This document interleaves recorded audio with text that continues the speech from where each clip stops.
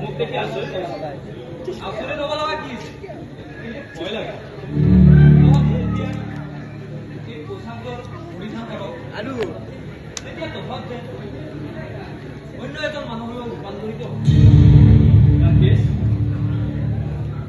বিশ্বাস বন্ধুত্ব এই শব্দবোৰ পচন্দৰ অধীনত মূল্যহীন হৈ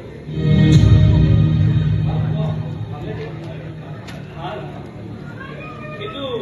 তোক যে চিন্তিত যেন অনুভৱ হৈছে কিন্তু জীৱন যাপন কৰা মানুহবোৰক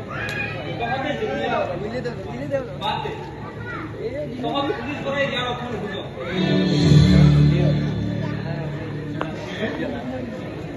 তুমি নিশ্চয় সলাই